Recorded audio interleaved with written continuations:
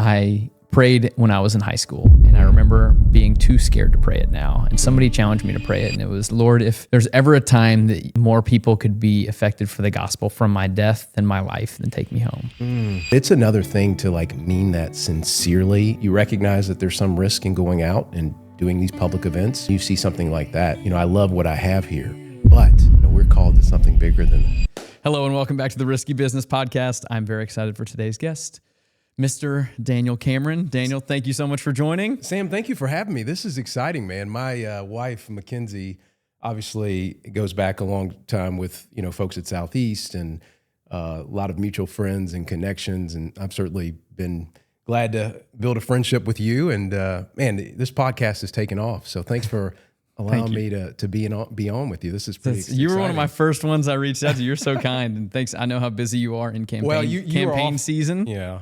So thank you. You're awfully kind to sort of be patient with my schedule because it has been pretty crazy here. Partly because of the campaign, but also because we've got like a 3-year-old and 1-year-old at home, and one on the way. And one on the way, man. One Congrats. on the way. 3 boys, right? Yeah, we're pretty stoked about it. We're pretty stoked. So there's like a quarter-sized dent in like our basement. There's steps and then there's a landing, and at that landing there's this quarter-sized dent in the wall.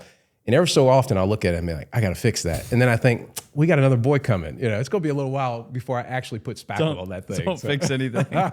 They say the rule in real estate, when you're looking at a wall, as long as you're 6 feet away and further, if you can't notice it from 6 feet away, it's not a blemish. Yeah, that's exactly right. I'm sure in my depth perception, it looks pretty flat to me anyway. Yeah. So, yeah. Well, I got to come to a campaign event the other night, which was really fun. Thanks for doing that. Honored to get to come and see some great people. And it's been, I know this is really early to start a campaign kickoff, right? Well, so, it's interesting. So I think in United States Senate races, it's like a 2-year cycle. So honestly, if I would have announced in November of, 2024, it wouldn't have been crazy. I mean, you hope that you can sort of hold off announcing, because the earlier you announce, the more, pressure there is. Yeah. I tell people all the time, it's like being on a hamster wheel. Like you're moving really fast, but you're not going anywhere. Yeah. And that's a lot of times what this race feels like. But yeah, thank you for coming to that event. Felt very encouraged. It was, we live in Crestwood, and my wife, and her family have tremendous relationships in Oldham County. And so, yeah, we were excited to do that over at the John Black Community Center, and a lot of good folks showed up, yourself included. And it's so interesting. Obviously, we sit here right now, just maybe 11, 12 days away from when Charlie Kirk was assassinated, and it obviously the events that unfolded in Utah were just unreal and tragic. But at the same time, I think it's emboldened people to be open and public about their faith and their walk with Christ. And I know that's certainly been the case for me. I'd always talk about my relationship with Christ, but I feel a sense of urgency now in a way that, frankly, I didn't feel before the events that unfolded in Utah. And, part of my message that night at the event in Oldham County was just to have that sense of urgency to hopefully bring people to Christ and to be salt and light and be mindful about the way that I engage and be thoughtful about how I have conversations with people across the political spectrum. And so, yeah, it was that event in particular. I felt very encouraged by the response to sort of a message that was laced with, my faith and my walk with Christ. Yeah, that was that worked yesterday. If you're listening to this, yesterday for us was when the memorial was. Yeah. My parents flew out there. They didn't make it in. No, so they apparently. So they I guess when they had reservations for it, they would give you could reserve a seat. Okay. But apparently they gave more reservations, expecting some people not to come. Okay. And so I can't remember the exact timing my parents said, but they got there. It started at 2. They got there like 11. Wow. And they did not make it inside, even the overflow. That is remarkable. So they were saying there's people who didn't make it in the first arena who were outside at like 7, 8 a.m. Yeah, well, I was told that there were hundreds of thousands of people sort of in the area, and obviously a lot of people watching on television and all that sort of thing. And it's what a touching tribute though to his life. I mean, we talk about this idea of like people being emboldened in their faith. I mean, the idea that like Brandon Lake would be there, or Phil Wickham, or Chris Tomlin, and leading worship, and it's just like, man, what a powerful day for, obviously to reflect on Charlie Kirk's life, but also just like 6 hours of sharing the gospel, and that to be on so many televisions and on people looking and streaming and watching on X and other places. Man, what a testament to his life. It was cool. I used to work in media a little bit, and so I had a buddy who still works in media. I was texting him yesterday. I literally saw like Benny Johnson post a video walking in, and like saw him at the very end of the corner. So I like texted him, I was like, "Man, you're on the floor." And he texted me back, and he was friends with Charlie, and he texted me back and said this was Charlie's biggest gospel presentation ever. He was like, "Man, amen." It was cool because I was listening to something this morning just talking about, and we'll get away from this eventually, but listen to something this morning talking about, I heard a quote one time that I prayed when I was in high school, and I remember being too scared to pray it now. And somebody challenged me to pray it, and it was, Lord, if there's ever a time that more people could be affected for the gospel from my death than my life, then take me home. And it's easy to say here, but when you you sit there and pray it, you're like, ooh, do I actually want to pray that? Like it brings a weight on your life to where like, okay, like if I've prayed that in my past, I better be bold and able to share and stand up for my faith. Even if you just said that, like I'm getting goosebumps. Yeah. It's just like, it's, I mean, it is a weighty thing to think about. We often talk about, like, as men and women of faith, the idea that like our identity is in Christ. I've said it thousands of times, and that our home is in heaven. But it's another thing to like mean that sincerely. And that's something that, Mackenzie and I have wrestled with, like particularly over the last 11 days is like, as you go out, you recognize that there's some risk in going out and doing these public events, but then you see something like that and you think, man, I love what I have here, but we're called to something bigger than that. Did you watch most all of it yesterday? I watched, I was in and out. Did you see Tucker's section on it? No, I didn't see. Okay, I saw a blurb of what he started off, and he said, and I promise we'll get to risky business stuff soon, but I could talk about this for 2 hours. Yeah. He said this whole thing reminds me of a story. It's one of my favorite stories of all time. Did you hear this? I did hear this. And he was it's 2,000 years old. He was like, a man who was telling the truth to people in power, and they thought the only thing we could do to stop him is to kill him. And then he did that like Tucker laugh. Yeah. And then he was like, they thought that would work. And it just tied back to like, man, just the amount of people you've seen it who said, I came back to church. I opened a Bible. I've had people who've had spiritual conversations with me. So anecdotally, I've seen the impact Charlie's had. Sure. What you already mentioned, the way that he emboldened people. And I think that's a good tie into the way that you live your life, first as a believer, but then second as somebody who believes in conservative politics, America first. I can't imagine how hard it is to say, okay, I am a Christian first, but also here's what I want to do. Yeah. And tying it all back together and being able to go, okay, like there's a fine line between both, and how do I merge both of those together? Yeah. It's not easy in terms of like, I think from a governing perspective, it is easier because that was when sort of the serious responsibility of helping better people's lives and be salt and earth is like when you have the opportunity to do that. I experienced that as Attorney General, and I'm hopeful that I'll be able to experience that as United States Senator from Kentucky.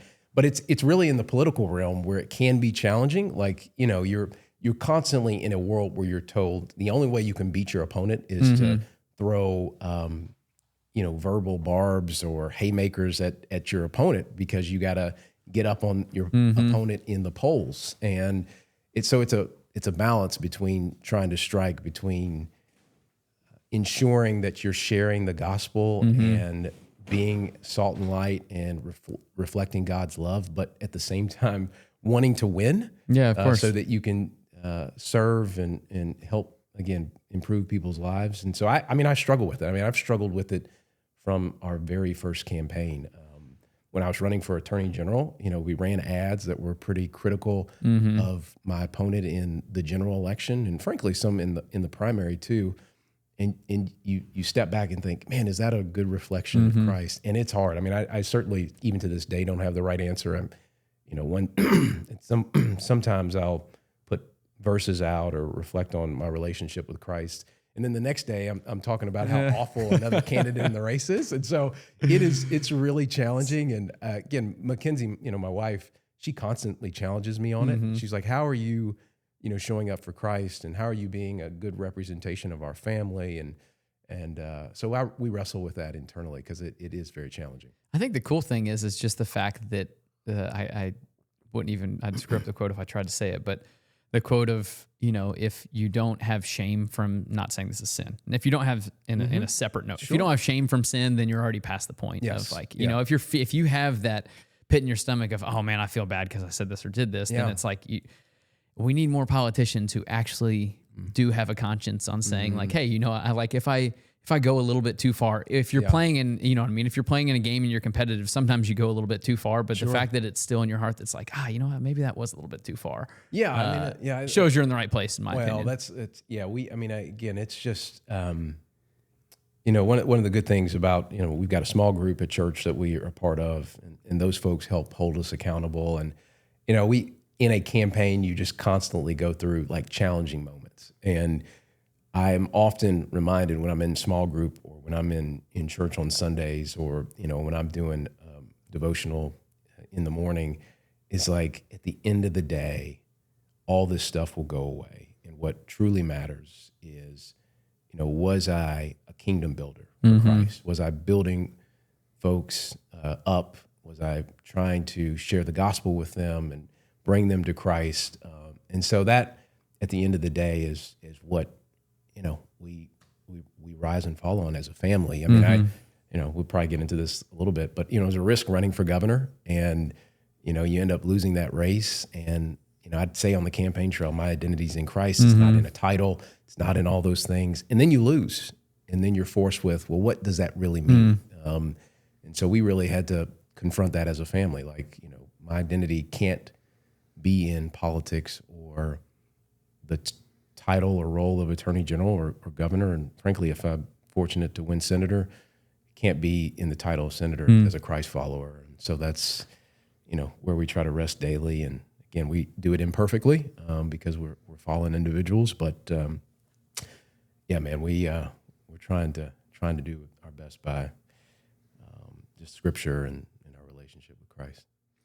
That's cool. I mean, you hit on the fact there of like, how do you, because most of the time when you see politicians who lose a big race, feel like they just disappear, and it's like in most standpoints, it's, it's been cool to see, because we supported you in the governor race, and it was like, it's been cool to see how you jump back into it. And it's like, okay, like that doesn't change my values. That doesn't change what I stand for. It might change the seat that I'm running for, unless I want to do it again in 4 years, but we can pivot this and we can do it in a different way, which is something I really like. Yeah, I mean, I think for us, it was an idea that, it is bigger than our this race is bigger than just, wanting to do something. It was about wanting to ensure for, our two boys, again, we got one on the way, but for Theodore and Bennett, that they have a commonwealth and a country that is rooted in the foundings or the ideals of our founding. And,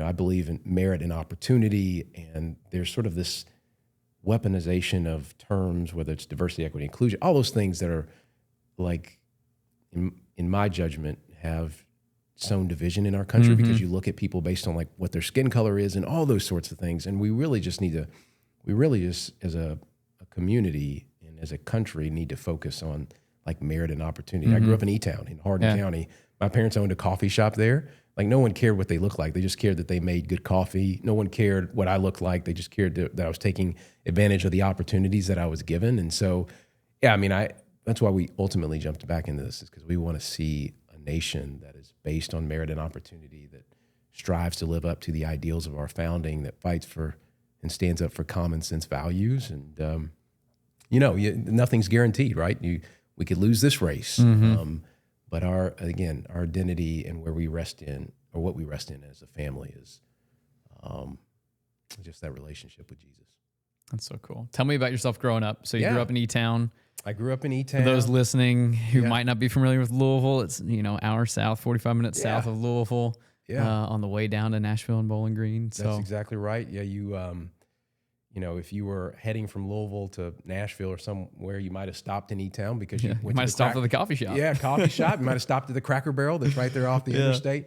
But yeah, I mean, with the same old logo as it's always had. That's a win for this country. I always would tell people, I was like, whatever you do not touch Mama's pancake breakfast because it's important to me personally. But yeah, I mean, E-Town is just a great community. I mean, it was idyllic community to grow up in, small town values. My parents did own a coffee shop. It was called Zach's Coffee, and we saw a cross section of the community come into that shop, and really got to build relationships across the, if I would say, ideological spectrum and all those sorts of things. And again, people just cared that my parents made good coffee.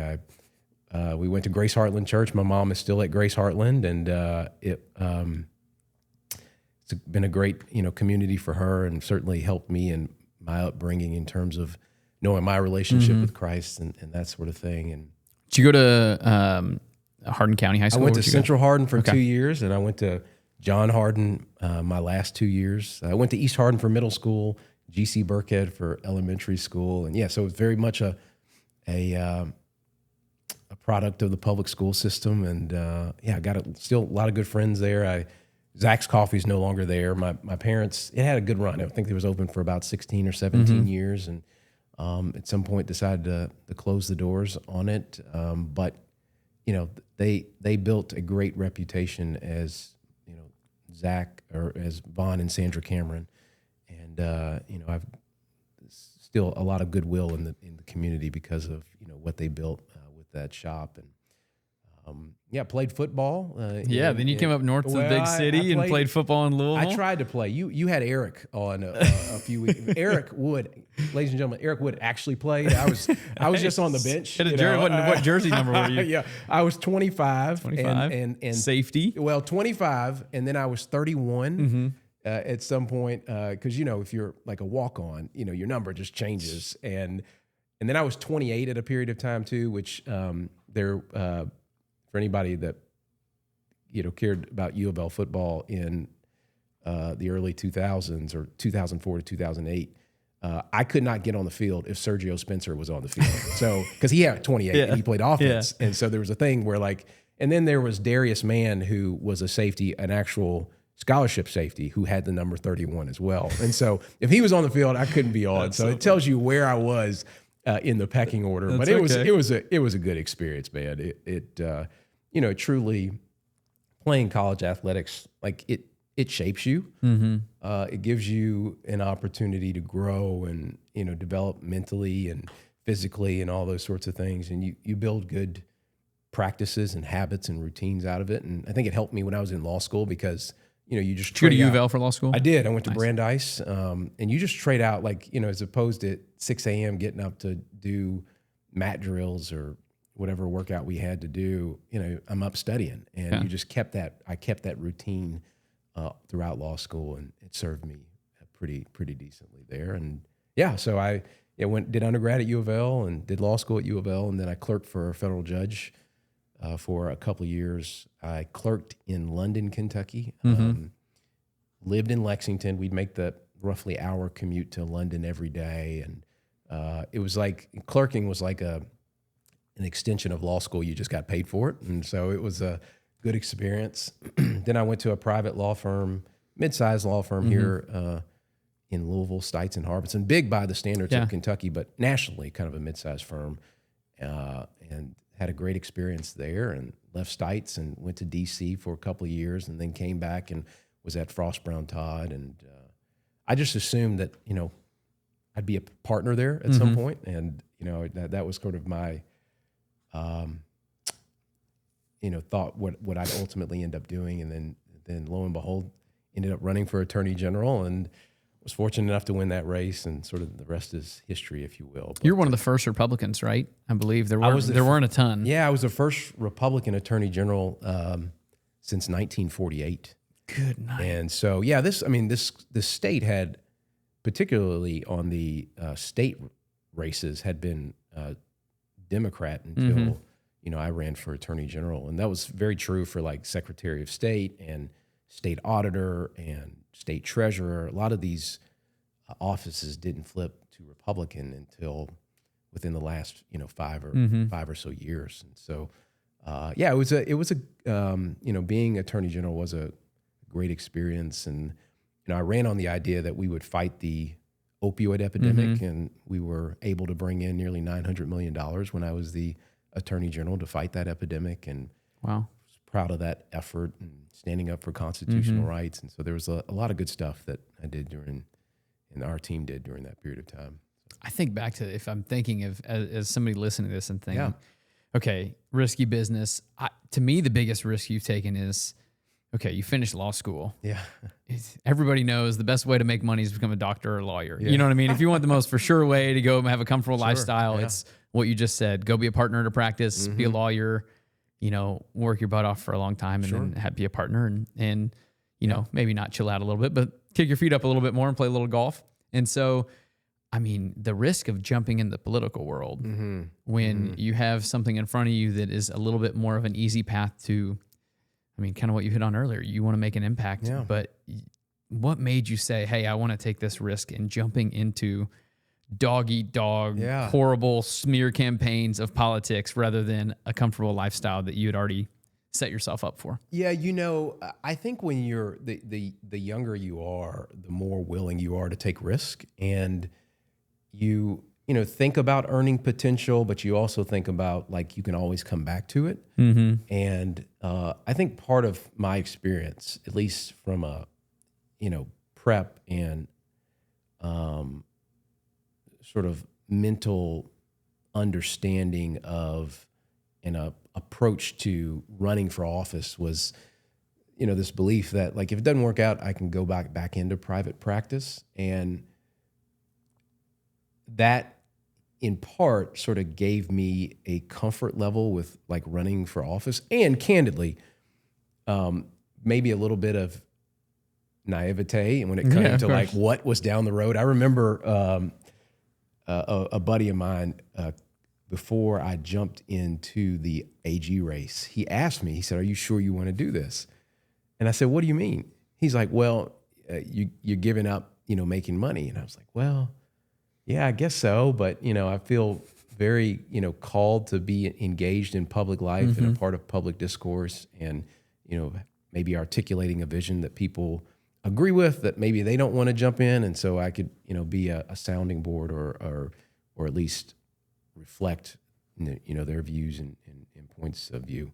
And I remember having that conversation with him. And he said, "Well, those are wonderful reasons to do it." I also talked to a reporter, and this was before we went on the record. He said, "Off the record, Daniel, can I say something to you?" I said, "Sure." He said, "Man, you're a good guy, and people love you." He said, "When you get in this political world, they're going to eat you up." And I said, "Okay." And then we went on the record, and he asked me about, am I thinking about running for AG? And he's right. They will try to eat you up.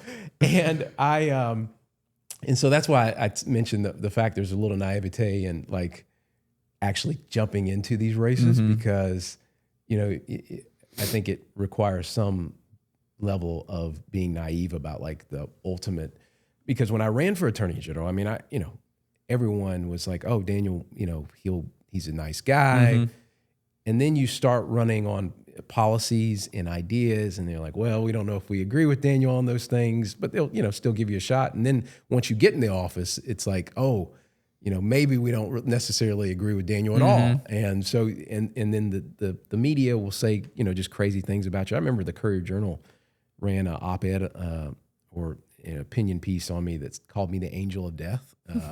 I mean, there's all sorts of like just crazy stuff. Well, out you there. said the other day at your thing, somebody announced that you just dropped recently. out of the race. Oh yeah, just recently they were putting out like articles that I was going to drop out of the Senate race. You were like, that's news to me. I was like, yeah, it's all news. And, Mackenzie's like, did we not talk about this? I was like, where is this coming from? So, yeah, I mean, it is a constant barrage when it comes to like, the media. And, folks at home, watching this know that like if you're a conservative, 9 times out of 10, the media or the media narrative is going to be opposed to you, and you just have to make peace with that. And that's why I always come back to, like, even when I started down this road, or even, now that I'm in it, it's this idea that like I can brush these things off because my identity and my eternal home is secure in Christ. And so that's where I find myself. But yeah, I mean, I think it's important to have a community of folks around you that are like constantly encouraging you and giving you sound advice and wise counsel. And that's how ultimately decided to go down this road. What would be your biggest challenge? So let's say there's a young person listening to this in their 20s who's like, man, I have this calling where I feel like I love politics. I enjoy that whole side of things. I love speaking my mind on things. What's your biggest push to them? How can they be the most helpful? Maybe if they don't want to run for something, but what's the biggest value add they can do to their community? Well, I think it's important. I've been thinking about this a lot in the wake of, Charlie Kirk's death, is we've got to get back to talking to each other and like being willing to sit down across the table from somebody we don't necessarily agree with. And the best avenues to do that are in like local community organizations like the Rotary or, the Chamber and other organizations where it forces people that perhaps don't have the same philosophical view or political view to just be engaged in dialogue around other issues. And I think that's really helpful for the national discourse is, man, I tell a young person, man, get involved in young professional associations here in the local area. One, because if you don't, it creates a vacuum. And so what happens in these associations and organizations is you just get one perspective or one view, which, tends to be left-leaning. And if you have a perspective that is center-right, I think it's important, it's healthy for those associations and organizations to hear from those people, because otherwise, I mean, I see this in the corporate context as well.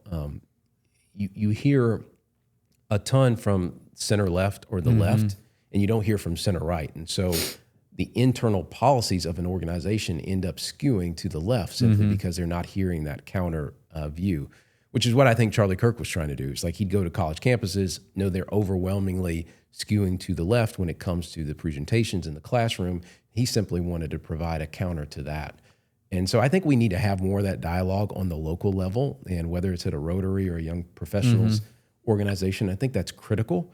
And trying to get... What is a Rotary? Because I'm only 30. I don't even know what a Rotary club, I've heard that, but I don't even know. I wouldn't even know what it is. Yeah, so Rotary Club is like, you are about to turn 40. I don't want to throw you out in here. It's the Rotary Club. I don't know what that is. Yeah, so I mean, there's like, for instance, in E-Town, there's the Rotary Club, there's the AM Rotary. And some of this is, I always thought that was a boat club in my mind. Like literally, like Rotary sounds, I have no clue. I'm being dead honest with you. But it's like, some of it could be a, desire for sort of like a bygone era. But like, the point is like, so the Rotary, all right, is basically made up of citizens within a community that like have come together, and it's typically by membership, and it's based on, camaraderie and the idea that you want to make your community better. And they, meet once a month. They sometimes meet every other week.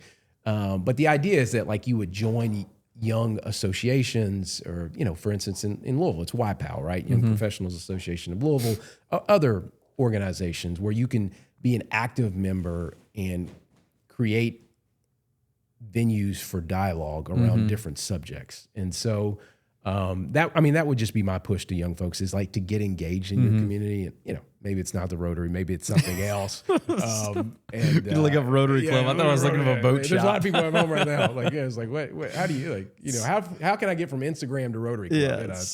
I looked up the other day, or I saw something the other day, and I wanted to hit on this when you were talking about just the social media in our own bubble. And it was a video just talking through how social media is truly dead, and now we're just an interest media. And it's like it used to be. Used to get on Facebook, you'd swipe down and you'd see the most recent post from whoever was your friend.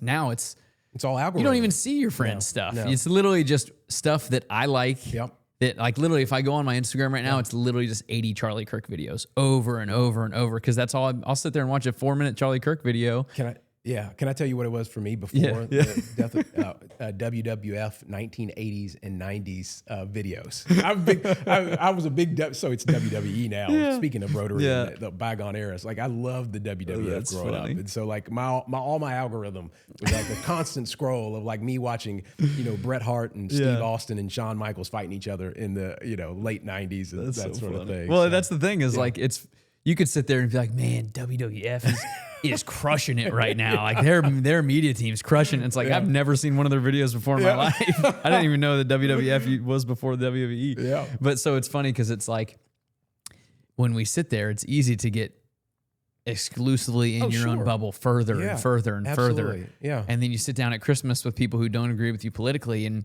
you're like, how in the world can they? I've heard people say it. Yeah. How in the world can that person believe that? And it's like, well, if they're saying the same thing about me, because all they see on their thing is Trump is the worst, and Charlie Kirk said African Americans can't fly planes, and Charlie Kirk said this, and it's like, okay, well, all my videos are the whole entire context of the video. All theirs are this, and then we sit there and go, no wonder we can't sit down and talk. And it's, I think that's there are there are thousands of benefits to our digital landscape and the technologies that are coming online. But some of the downside of social media are just like you end up in a silo, right? And you just hear the voices that you care about. And that's why, the algorithms are so effective, is because they just keep feeding you stuff that you care about. And I think it is healthy to sort of step away from, our phones and just engage with folks. And, look, we go to, we attend a big church, right? And part of me wants to think everybody in the church believes like I do, but that's not the case, right? And so it's helpful to go and be in those settings where like you're challenged. And it's probably even the best scenario in which to do it, because at the end of the day, the commonality is that you both believe in Jesus and that he is the way to the Father and all those sorts of things. So that's probably maybe the best place to start, is like at church and in your small groups and in community settings there. And I know, Mackenzie, she's a part of a women's group at, they're, studying, I guess they were just in Philippians because it was sort of consistent with where we are in terms of the Every Thought Captive series. But so I think it is, we've got to engage in better dialogue as people, and particularly folks of faith. Like if we care deeply and seriously about the responsibility to bring people to Christ and make disciples, the way you do that is just to engage with folks that frankly don't believe. I want to hit on, so for somebody, I enjoy politics and I don't even know exactly what a senator's role is. So I'd love for you to give me like a 60-second, what you're running for, what the office of a senator exact, because I know there's state senators. I remember watching The Office. There's state senator, and then there's the what's the, you know what I mean? Yeah. Angela's husband is a state senator. It never reminds me all the time. But there's two senators, correct, from Kentucky. There are, and then there's state senators as well. Tell us what you're running for. Give us a blurb in 60 seconds on what it is. And well, I'm running for the United States Senate from Kentucky. There is an open seat, which the race for the seat the general election will be in November of 2026. The primary, there's a Republican primary, and there are probably 5 candidates in the Republican primary. The primary happens in May of 2026. So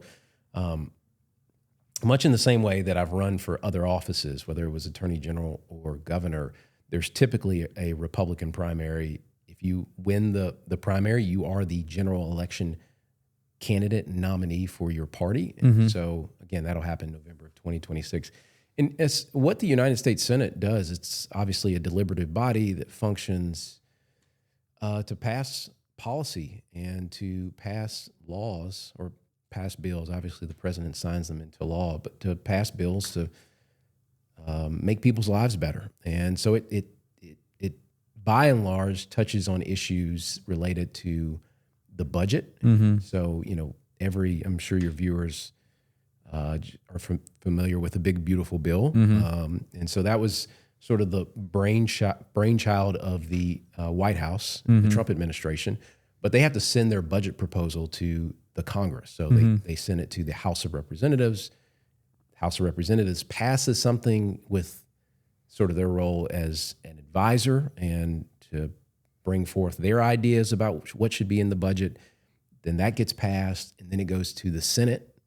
The Senate then looks at it as well to make a judgment about whether they like the proposal that came from the House, and they make changes and put their things in it, and then they pass their budget, and then at some point, both houses, the Senate and the House of Representatives, have to come to some agreement about what the budget looks like. They have to reconcile the differences between the two budgets. And so, the Senate is in the position of making sure that funding occurs for administrative agencies, but also making sure that, a lot of good work can continue to happen across the country. And issues of border security, energy policy, foreign affairs, all those things come through the United States Senate. And so it's a great opportunity to speak up for the values of Kentuckians and do it on a national level. And, again, I talked earlier about, merit and opportunity versus diversity, equity, and inclusion. A lot of conversations are happening right now on the national landscape related to those issues, but they largely are being thought through in terms of a policy agenda in the United States Senate and in the House of Representatives. And so, again, whether it's border security, whether it's energy policy, whether it's farm and ag policy. You were talking about energy policy the other day. That was really interesting. You just hit on it for a second at that event. Yeah, I mean, I think that, Kentucky has a unique role to play in energy policy going forward. We are a big producer of coal and natural gas, and because of what's happening down in West Kentucky with the gaseous diffusion plant over in Paducah, the ability for us to lead on nuclear because of some of the decisions that have been made there recently, we can lead not only the nation but the world on energy. And it becomes really important in this day and age because of the technologies that are coming online, whether it's blockchain technology or AI technology. These things require lots of energy. And Kentucky has energy. We have capacity. And again, if we get nuclear, we'll even have more capacity.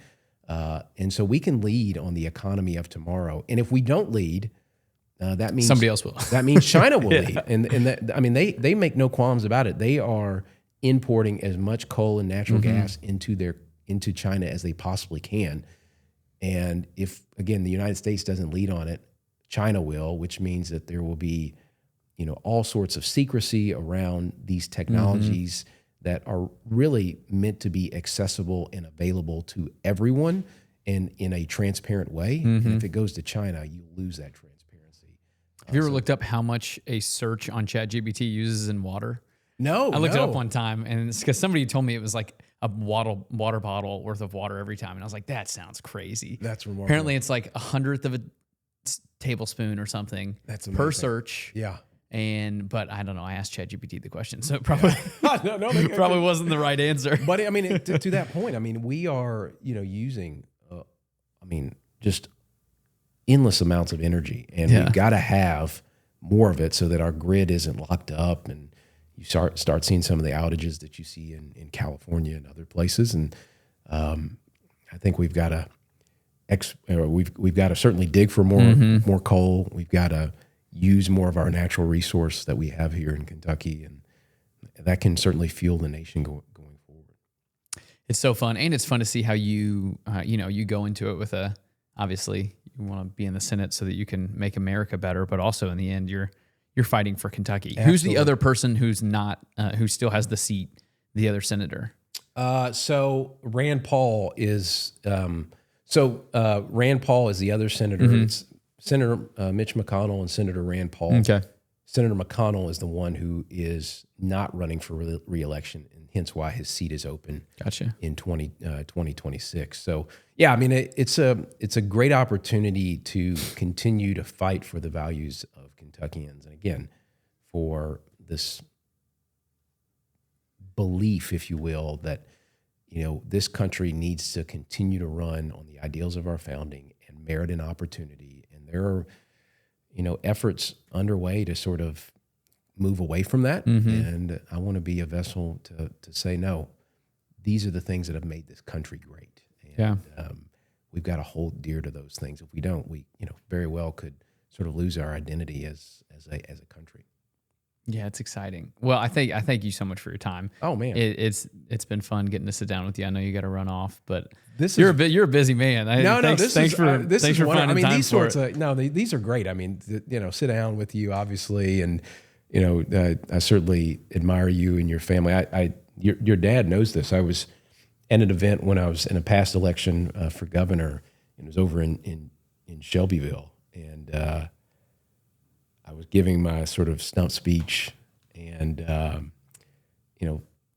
all of a sudden I see your dad's 6'5"? Yeah, 6'4". Yeah, 6'4". I told him he needs to remeasure because I think he's 6'3.5" now, but he still says 6'4". I don't know. I see, all of a sudden he's as tall as the door frame, so he's walked in, and I just stopped, and I was like, Dave, because I just, again, you guys, I've just admired your family for so long, and I've told you this. I mean, somebody will ask me about Liberty, and I'll say, well, I know Sam Stone who went to Liberty, and so a long way of saying, man, it's so nice to sit down with you, and excited about this venue that you've used to, talk to people about like their careers and their professions, and inspire younger folks to be engaged in not only the political process, but like just take up the baton and move forward and make life better and make this world better. And so, man, I really applaud you for being willing to do this. Thank you. Yeah. Okay, one last thing. What can people listen to this? They're like, man, I didn't feel like I knew Daniel. I really enjoy this. They listen to it. They want to help out with the campaign. They want to join in some way. They want to be some sort of advocate for you. How can they help? Where can they find you? The best way is to just go to our website, CameronForKentucky.com. Again, that's CameronForKentucky.com. If you want my cell phone number, talk to Sam, because Sam's I'm not giving out your cell phone number. Don't worry. Look, we're always thankful for people that, as I said the other night over in LaGrange, always grateful for people that want to, cover us in prayer, want to help out with time, talent or treasure. These races, particularly these national races for the United States Senate, and they're difficult, and so you need and they're not cheap. They're not cheap, and you need a community of people that are willing to help and walk alongside you. Yeah. So. Well, I'm excited and go get a yard sign for you. Yeah, that's right. And do that. I had mine in there last year for the governor race. Amen. And, Amen. It's fun, and it's fun. It's nice because it opens up conversation with your neighbors. That's exactly right. Like what we hit on earlier. It's like, I had an old neighbor. Yeah. She had big old Harris Wall sign. Yeah. Andy Bashir, everything else. And I love her. She's the best. We had the best conversations, and I'd joke with her and ask her if she needed to sign for you, and and like we had the best time. And that's exactly right. I mean, it's this idea that like I said this at that event the other night, is like you are taking a risk by putting a Daniel Cameron yard sign in your yard. You're taking a risk by being at the event or giving money to a candidate for an office, and that I think is important because we have to be better, and I believe this as Christians, like we've got to be willing to enter into the marketplace of ideas and be engaged in public life, and to have those conversations, sometimes difficult conversations with people that don't necessarily agree with us. And I think it's helpful and healthy for our country to have that sort of dialogue. Really, really important. I want to end with one thing. I know you said you got to go, but it's just in the wake of the whole Charlie thing. Yeah. The one thing I really, really admire and look up to you in, and it's the same way that I used to work a little bit in politics and was around Charlie some in the 2018, 19 time. And you see this all the time. And if you are listening to this and you haven't been around politicians, there are a million politicians who throw the word Christian around. There are a million politicians who will say what they need to say to get the quote unquote Christian vote. Yeah. And it was like when I was around Charlie was the most, you never left a conversation thinking he was faking anything around him being a true believer in Christ. His wording he used, the way he talked about other people who he didn't like, just stand-up guy. And I look at you and I see the same way on, it's not okay, what do I need to say to get the Christian vote today? What podcast do I need to go to get the Christian vote for this? Or what is it? It's like, it's just the way you live versus, it's not like you're going to go to completely different side of the culture and go, okay, well, I need to use this wording. I need to act like I know all this stuff in order to fit in here. And that's what I really look up to you on is, be who you are and be who you're called to be. And if running for governor wasn't exactly what God had for you in that time, then, okay, maybe it's to be in this Senate seat and to do something that God's called you to do. So I'm really encouraged by the risk you've taken, and thanks for sitting down with me, and just the way you also encourage your wife and point and shine a light on her and use to build her up in words is, especially in politics, a lot of people don't bring their wife into it. And I feel like you do a really good job of that. Well, let me say thank you.